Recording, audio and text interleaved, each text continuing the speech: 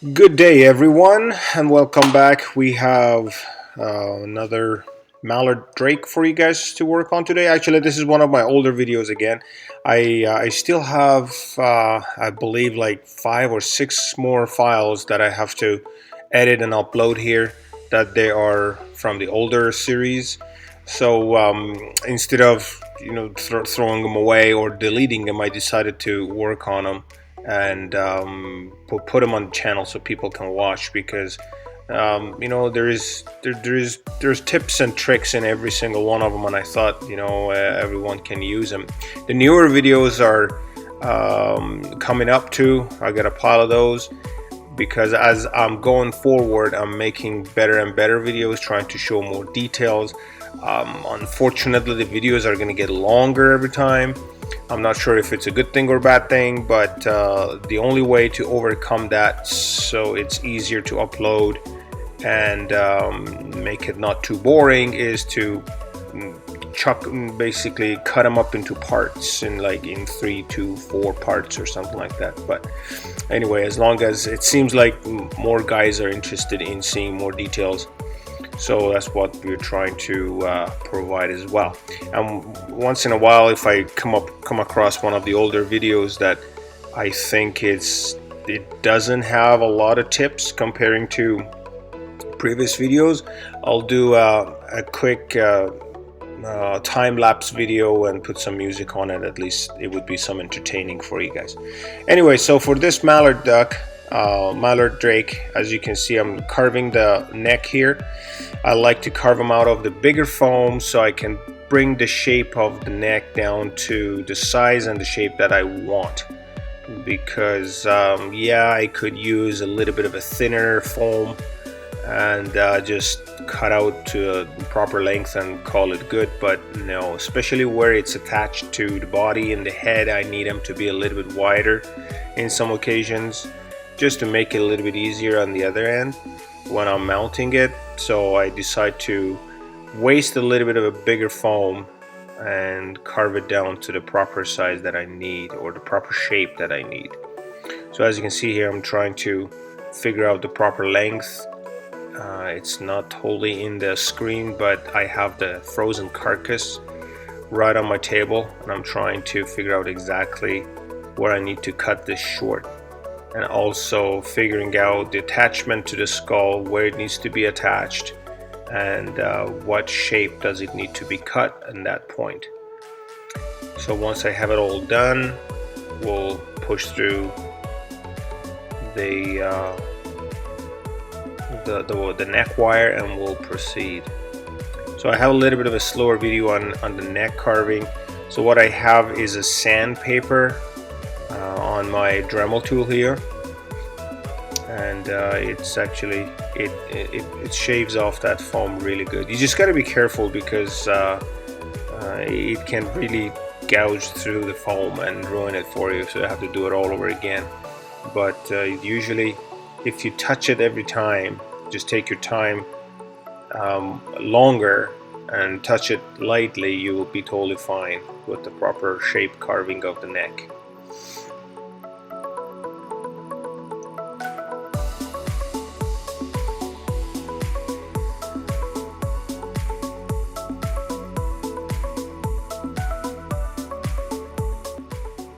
See, this is some sort of a flaw, I would say, in the video making, that is not right in the middle of the screen.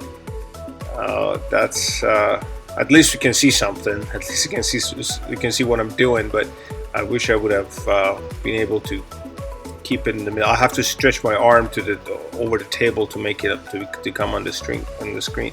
But in the newer videos, I'm paying more attention to that too.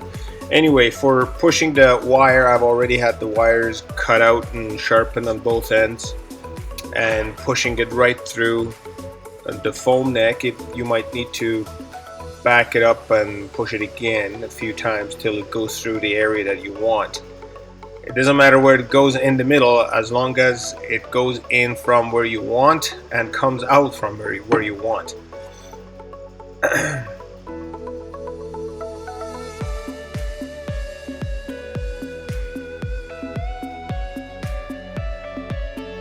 There you go.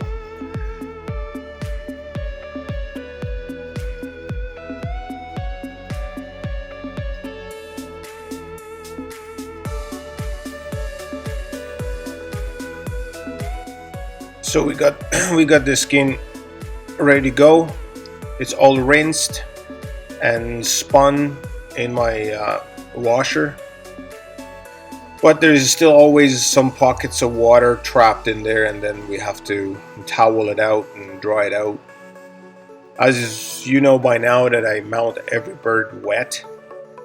There's a few birds that I would rather do them a little bit drier, not fully dry, but a little bit drier. But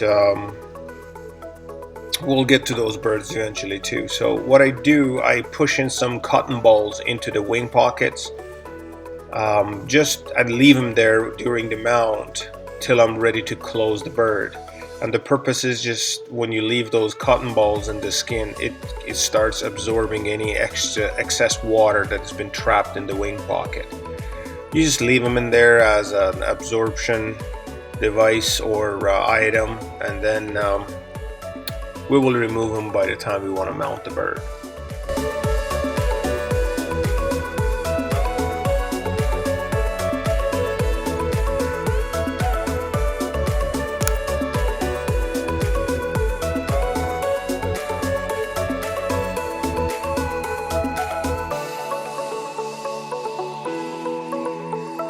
Okay, the skin is ready. Now what we're going to do, we're going to do the clay work on the face.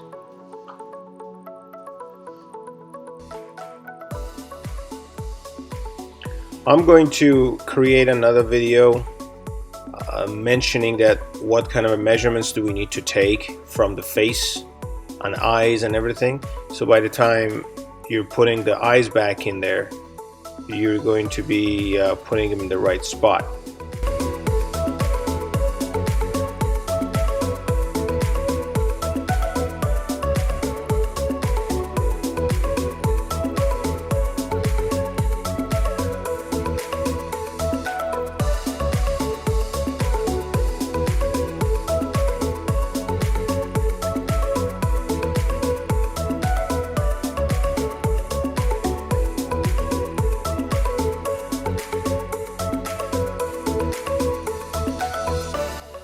Yeah, you keep looking at the measurements and everything, and once you have both eyes in the skull, you have to look from underneath, from the sides, from front, from the top, make sure that they are quite symmetric from every angle.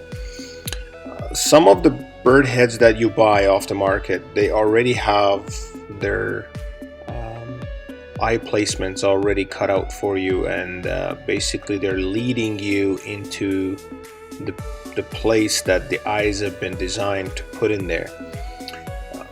Sometimes they work out, sometimes they don't. So what I try to do for myself is, because I have every measurements of every bird, a lot of them might be the same, but I have each bird's dimension.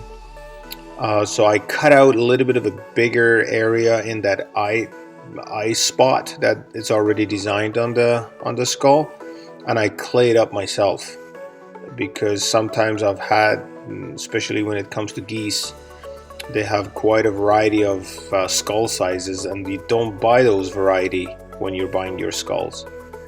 So it's good to have your own adjustment room on the skull. So as you can see on the neck here, it wasn't videoed. I did add a little bit of a cotton at the bottom of the neck to make it bigger, because obviously I was not accurate enough, so I decided to make it bigger. So if you notice here, I'm pushing the neck through the skin first and then gluing it to the skull.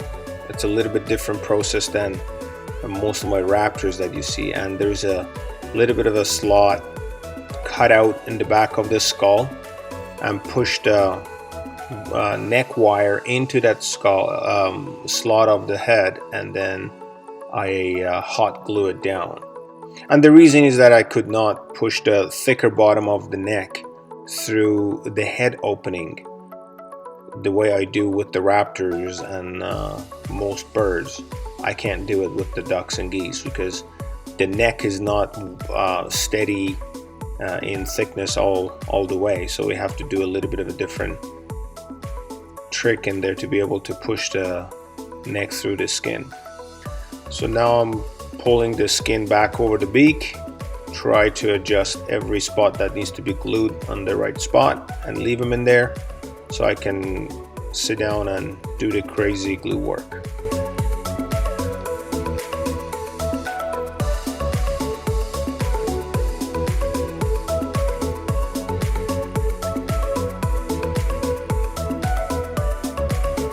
So I'm gonna leave you to it. This is pretty much sums it up for the first part of this video.